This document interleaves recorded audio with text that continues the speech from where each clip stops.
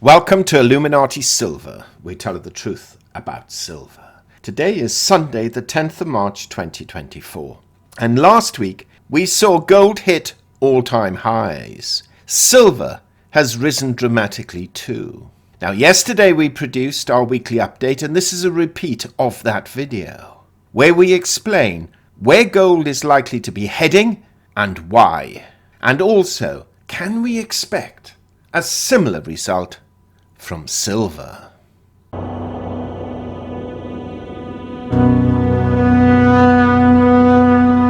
Now, before we look at the figures, just a quick reminder, we've set up a second channel entitled Finances Do Matter, covering a whole array of financial topics. Now, we've placed a link in the description box and comment section below for those who have not as yet joined that channel. Well, we've seen the breakout at last.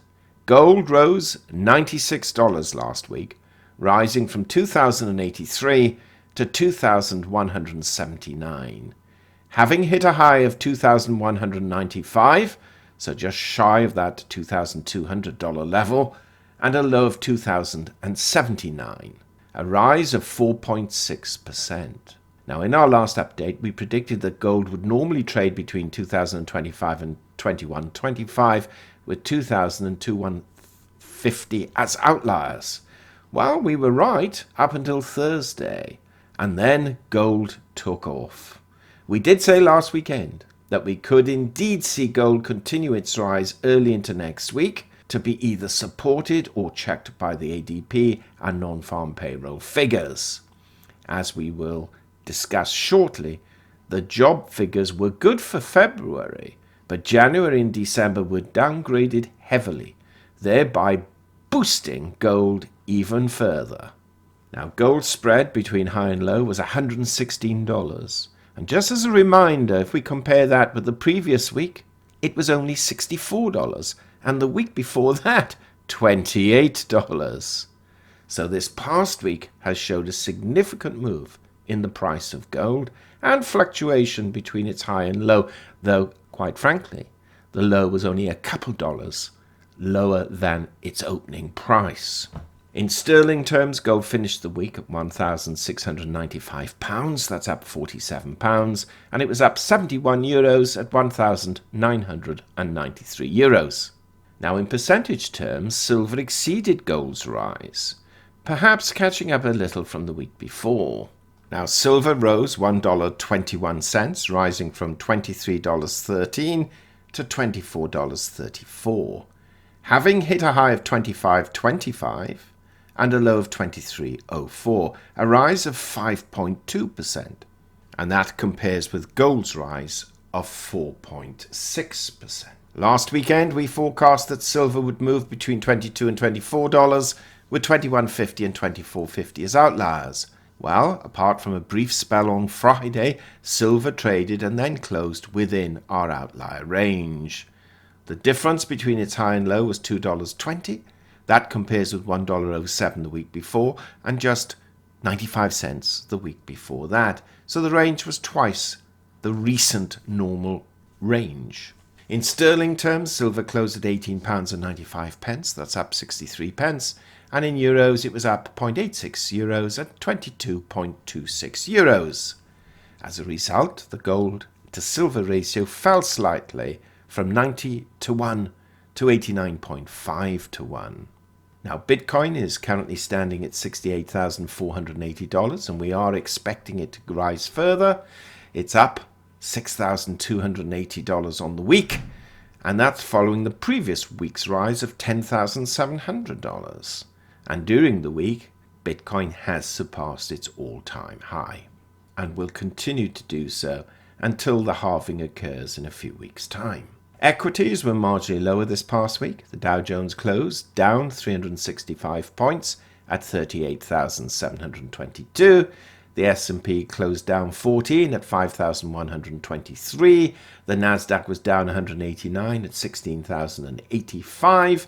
And the FTSE was down 23 points at 7,659. No need to be alarmed. These are relatively small declines. And when one compares that to the recent all-time highs hit by many of these indices, It is just a temporary period of consolidation. Oils were slightly lower, Brent crude down $1.47 at 82.08, and WTI crude down $1.96 at 78.01. The dollar index stands at 102.71. That's down 1.15 points on the week. Now, we said last week, watch out for the jobs report on Friday. And frankly, this was a game changer, at least very short term. We pointed out that inflation was not as good as analysts had interpreted, but traders were determined to push precious metals higher and were looking for every and any opportunity to do so. A fall in the dollar value also assisted this effort. As far as economic data was concerned, most reports were in line with expectations. Things like factory orders, services PMIs, and the ADP employment report, though it was slightly lower by 10,000 new jobs.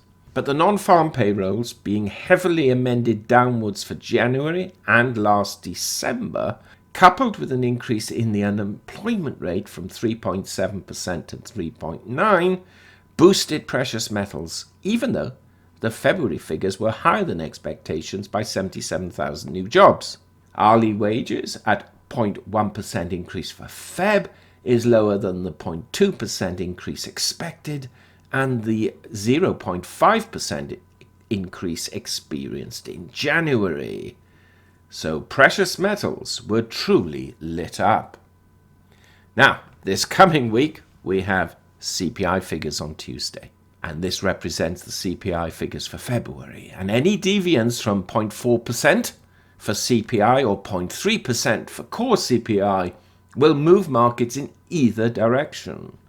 It is hoped that the core rate year over year will fall from 3.9% to 3.7%. And if that fall is greater, then we will see even higher gold and silver prices. On Thursday, we have retail sales, and a strong performance is factored in for February, 0.7% compared with minus 0.8% the month before. We also have PPI figures on Thursday to watch out for too. Now, there are three main reasons we saw gold move last week. Federal Reserve rate cut speculation bolstering gold's upward price trend. That's simply because the jobs report to some degree indicates this. Central banks' robust gold buying underpinning markets' bullish outlook. And Treasury yield decline and weaker dollar significantly strengthening gold's appeal. Now, analysts are now convinced by the argument put forward by James Hyschik of FX Empire, who said, quote, Friday's US labor market data showed an uptick in unemployment and moderated wage gains against strong jobs growth, reinforcing the expectation of a Fed rate cut around June. This anticipation positively influenced the gold market, suggesting strong potential for continued price increases. He also pointed out, quote, the upcoming consumer price index, CPI, and producer price index, PPI, reports could significantly impact gold prices. Higher than expected CPI and PPI readings may suggest persistent inflation, potentially causing the Federal Reserve to hesitate on rate cuts. This scenario could lead to a consolidation in gold prices as investors reassess the likelihood of continued monetary easing. Conversely, lower than anticipated inflation figures could reinforce the expectation of rate cuts, further boosting gold's appeal as a safe haven asset. Unquote. Now, gold hit record highs last week, and there's also a narrative that perhaps a pullback may be coming, especially as gold has risen for 8 consecutive days in a row. So we have one narrative suggesting a breakout to the upside, and a number that a retracement is on the cards. Now, there is a danger, in our view, that gold may be getting ahead of its skis very short term, but we have no doubt that gold will have higher to go during the course of the year. Now, analysts at GSC Commodity Intelligence are calling the beginning of a new era for the precious metal. In recent days, an influential list of Wall Street banks raised their price forecasts, calling a probability of gold averaging around a record $2,300 an ounce in the second half of 2024. We share that view. if not slightly sooner. While the most bullish predictions came from Citi, reiterating their view for prices to top $3,000 an ounce over the next 12 to 16 months. Well, we hear you ask, what about silver? Well, in a nutshell, silver is following the track of gold. So far, it's underperformed in relation to its big brother or distant cousin, depending how you wish to call gold's relationship to silver. But that is because we are not yet witnessing super strong industrial demand, and one does not have central banks buying up silver like they are with gold. That said, silver has now reached its highest level since December 23, but still has another $4 to go before reaching its 3-year high, which was achieved in May 2021.